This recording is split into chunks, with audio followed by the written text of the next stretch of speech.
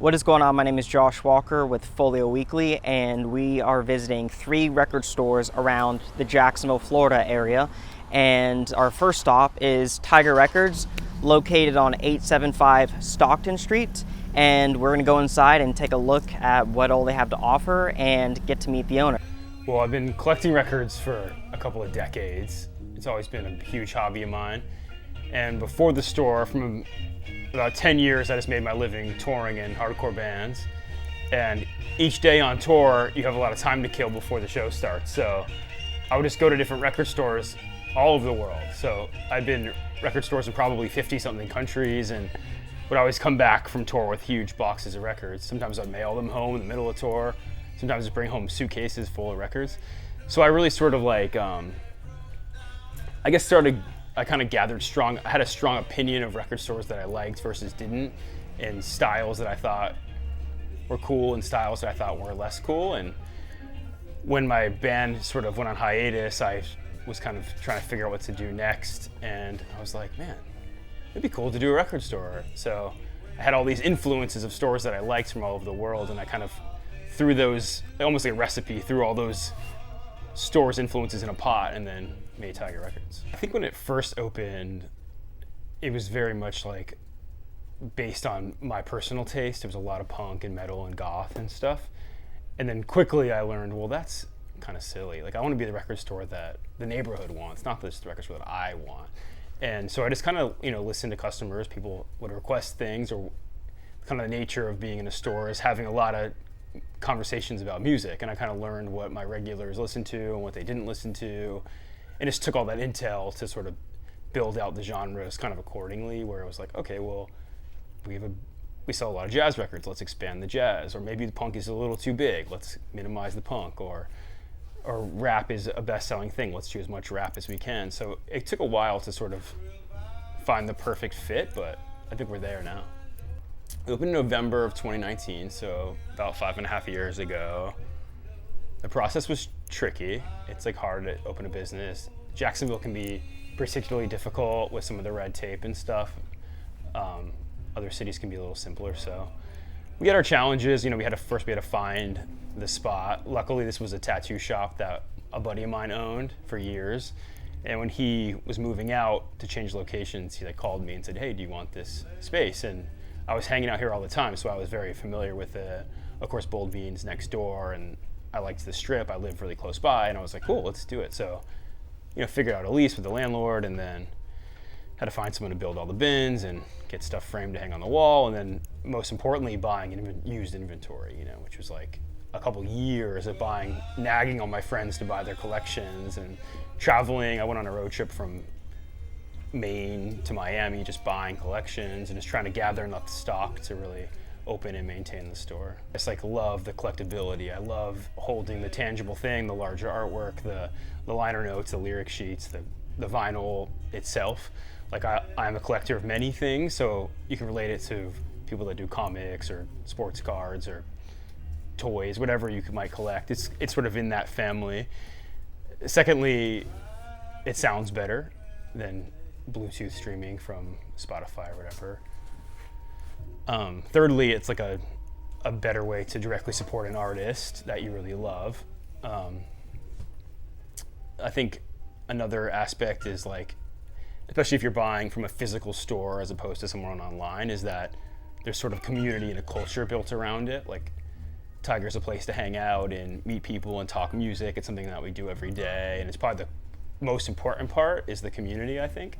So it's nice to sort of be established in a neighborhood, and people from all around town come here, I think, to talk with us and hang out and buy a record or two if they want. We also try to do a lot with our merchandising, like Tiger Records hats and shirts and stuff, and we find local artists to make those with us, and we're always trying to get more local bands to sell their product in here, and we take a very minimal cut from local bands. It's mostly just cover our credit card fee and you can take the rest. It's really about the band and the music in that regard. It doesn't really have anything to do with business, I don't think. And same thing with their t-shirts or whatever. So we're always trying to help in any way we can with the thriving young bands. And then also any sort of events that we can do or people that we can work with. We do like ticket giveaways with other venues and other bands. We've done stuff for dailies, and just like try to find different ways to sort of make ourselves a part of the fabric of the neighborhood and not just a retail store. After digging through some crates of vinyl and speaking with Stowe owner James Saboni, let's head over to Yesterday and Today Records, less than 10 minutes down the street.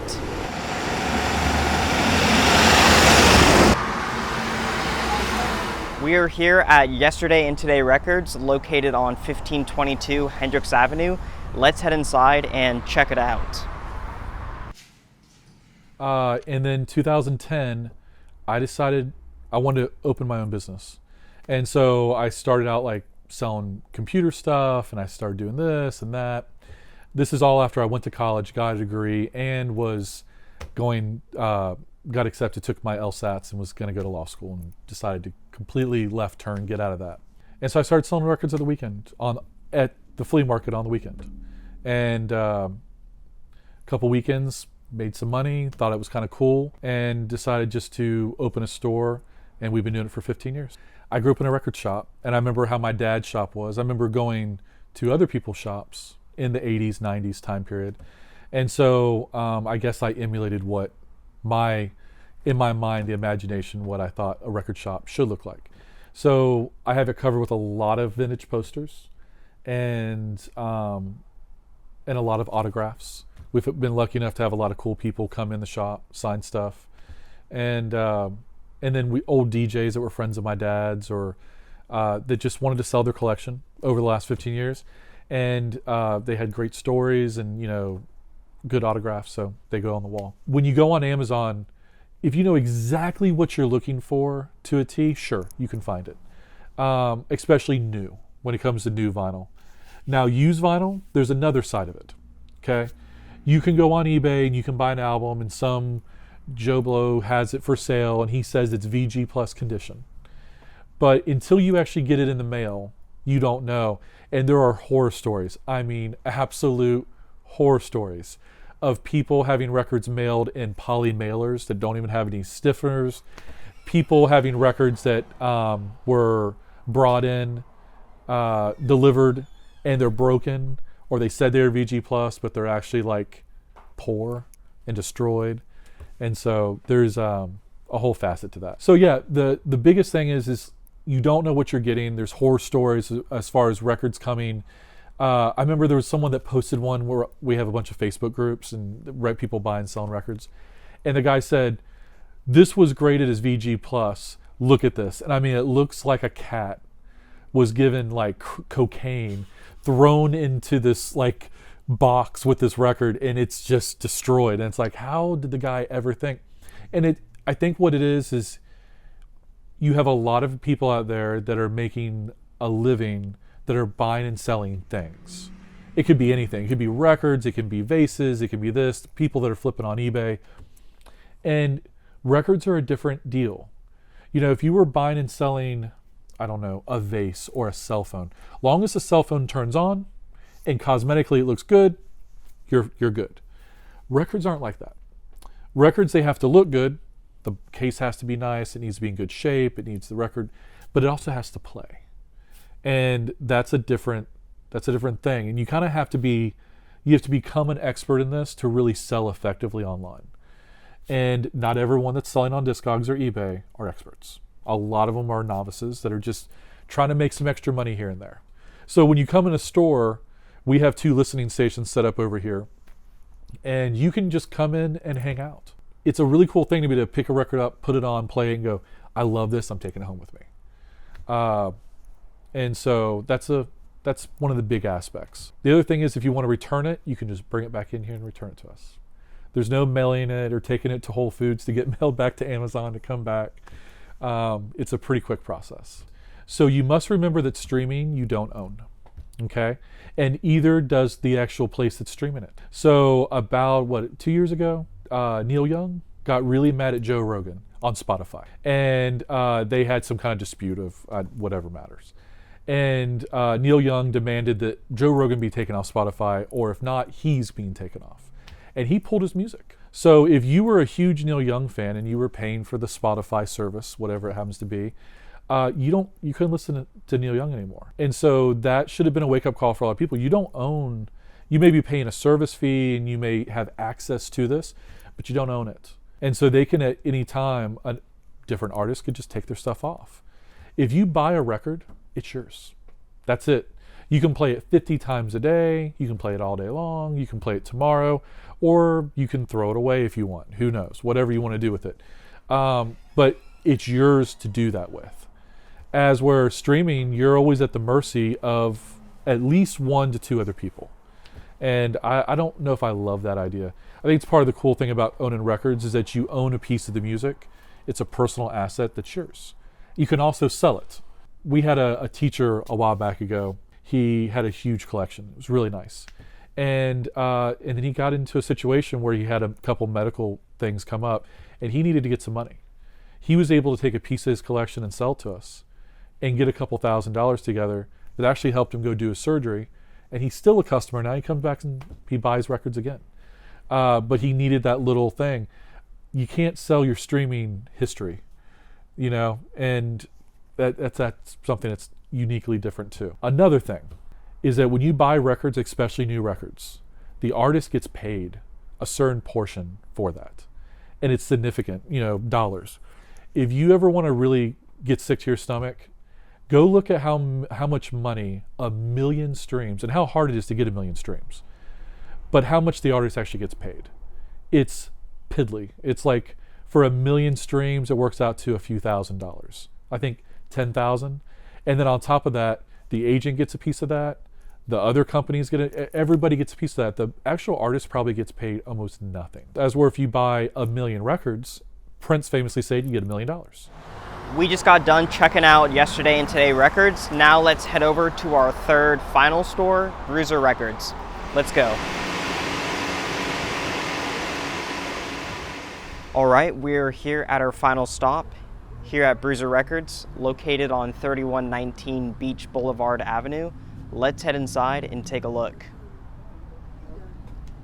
We opened about just over a year ago now. We're obviously a record store first and foremost, but we also want to be part of a community. We remember back going to record stores in the 90s and things like that. You could buy tickets, you could see bands, you could do, find out about new artists, things like that. So while we are a retail establishment, we're also trying to promote, a place to hang out and come do things. We got a fridge in the back, we got water, soda, beer for anybody who walks in the door if they want to hang out.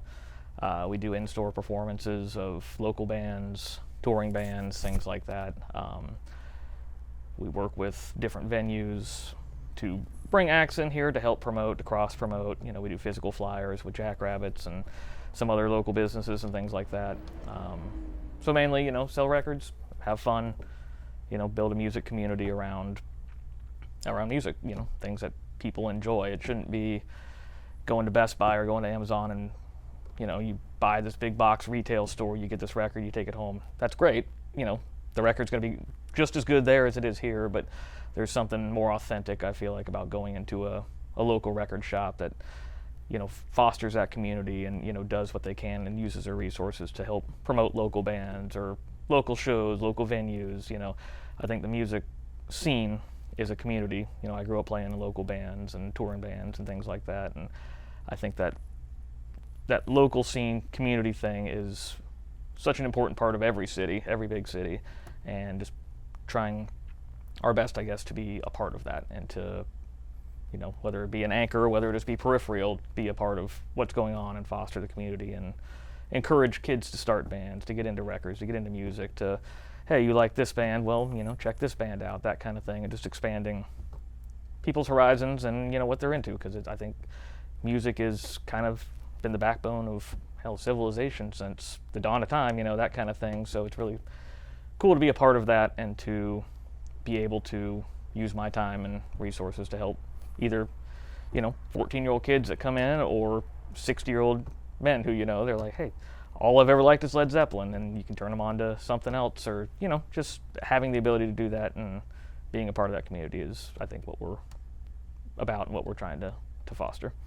it's fun, you know. It's just the fun stuff is what we're here for. You know, selling records is great, selling records is fun, but you know, having a kid come in and, you know, get a water and sit here and talk about, you know, some show he went to last night or whatever, like that's what we're here for. You know, that's the fun stuff. Yeah, I think the Audio Technicas are pretty good. We carry a couple of them in the store, a couple different tiers, I guess, if you will.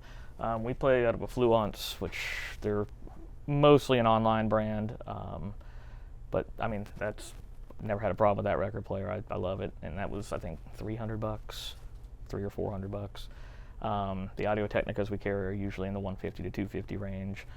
Yeah, I think Audio Technica does a good job. They make a solid record player. It's, you know, not going to blow you away, but it's not going to break the second time you use it either. Sounds good. They're well made. So yeah, I think Audio Technica, Fluence. There's definitely a few companies that are in that, you know, kind of starter level that are well made and, you know, will last and do the trick. Buy what you like. Honestly, like, I think so many people get wrapped up in what's cool or what's, you know, what they're told to listen to. Just buy what you like and enjoy listening to it. You know, it doesn't have to be serious. It doesn't have to be, I don't know. I feel like so many people get wrapped up in what they need to do. You know, they just come in and if it looks cool, buy it. If it, you know, if you looks cool, stream it on your phone and see if you like it. And, you know, just have fun with it. That's really the whole thing, I think. You know, music's supposed to be fun. Music's supposed to be something you enjoy doing, and just buy what you like. Don't worry about don't worry about the rest of it. That would be what I guess my message would be to people getting into it. I mean, we got a lot of big things coming up. One that's almost confirmed, that's pretty big here in the next couple months, and then a few other ones a little further down the road that we're working on. But if you want to follow Bruiser Records Jax on Instagram and Facebook, and we're working on a website right now that should be launched here in the next month or two, where you can buy records and actually come pick them up in the store. We do a weekly order. So, you know, if you get your order in by Tuesday, you can come pick it up on Thursday, whatever it is, you know, that's on the website. But yeah, we post promos and giveaways and, you know, new record flip videos and definitely stuff about in-store events and promotional events like that. So give us a follow, and cool things coming. After visiting Tiger Records yesterday and today and Bruiser Records, these three record stores are keeping the vinyl culture alive and well. Whether you are a seasoned record collector or new to collecting, these three stores are where it's at. Whether you are wanting to dig through the bins, see some live productions or performances, or find that rare record. I'm Josh Walker with Folio Weekly. Thank you so much for coming along with me, and I will see you next time.